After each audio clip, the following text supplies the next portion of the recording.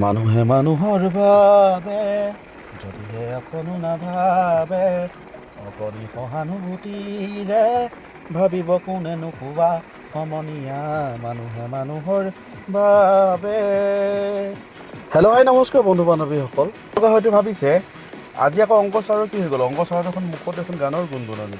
আচলতে বন্ধুসকল কথাবোৰ এনেকুৱা, আজি মই স্কুলৰ পৰাই বাহিৰে অকণমান বজাৰ কৰিব আহিলোঁ, ঘৰুৱা বজাৰ। তাৰহে বোলো এটা ব্লগ বনাওঁ, আপোনালোকক বহুদিন ব্লগ দেখুওৱা নাই। এইফালে চাওকচোন পথাৰখন কিমান ধুনীয়া লাগিছে, পথাৰখন হয়নে বাৰু? কিন্তু সঁচাকৈ দুখ লগা বিষয় যে এইবাৰ খেতি পথাৰবোৰ চবফালে অকণমান যথেষ্ট বেয়া হৈছে। ঠায়ে ঠায়ে খেতি ভাল হৈছে, কিন্তু যথেষ্টখিনি ঠায়ে ঠায়ে বেয়া হৈছে। ইয়াৰ মূলতে প্ৰধান কাৰণ হৈছে যিহেতু এইবাৰ পানী উপযুক্ত পৰিমাণে পানী পোৱা নাছিলে, তো সেয়েহে খেতিপথাৰবোৰ অলপমান খৰাং কৰিছে। তো সেইকাৰণে আমি চৰকাৰক অলপমান ইয়াৰ তৰফৰ পৰা আমি বিনম্ৰ অনুৰোধ জনাইছোঁ যাতে চৰকাৰে পথাৰসমূহত পানীৰ ব্যৱস্থাটো অকণমান সচল কৰি দিব লাগে, যাতে খেতিপথাৰবোৰ কৰাত যাতে খেতিয়কসকলৰ সুবিধা হয়। এইফালে আকৌ সেই পানীৰ অভাৱৰ বাবে পথাৰখন উদং হৈ আছে আৰু খেতিয়কসকলে তাৰ বিপৰীতে বাম খেতি কৰিবৰ বাবে সাজু হৈ পৰিছে পথাৰখন। এইখিনি কথাত অলপমান গুৰুত্ব দিলে ভাল হয়, যাতে খেতিয়কসকল উপকৃত হ'ব পাৰে।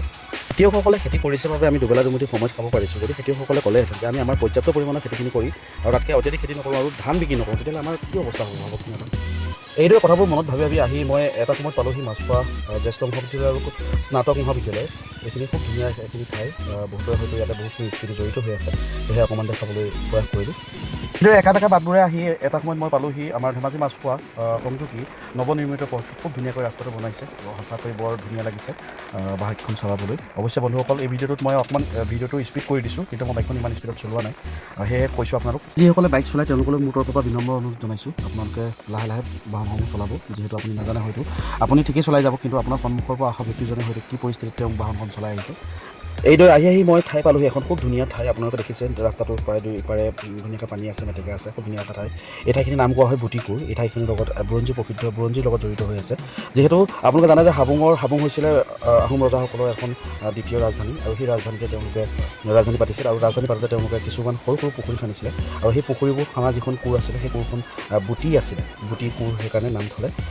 মাছখোৱা ধেমাজিৰ মাছ পৰ্যায়তে অৱস্থিত এই বুটিকুৰ ঠাইখন, আৰু এই ঠাইখনতে প্ৰত্যেক শুক্ৰবাৰে এখন সাপ্তাহিক বজাৰ বহে।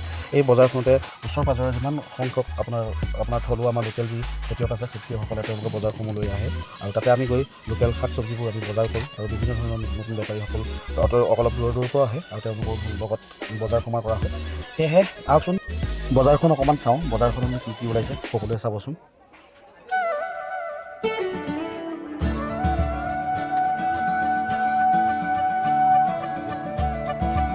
ধন্যবাদ বন্ধু বান্ধৱীসকল, আপোনালোকৰ ভিডিঅ'টো শেষলৈকে চোৱাৰ বাবে। আৰু যদি ভিডিঅ' ভাল পাইছে লাইক কমেণ্ট শ্বেয়াৰ কৰিবলৈ নাপাহৰিব।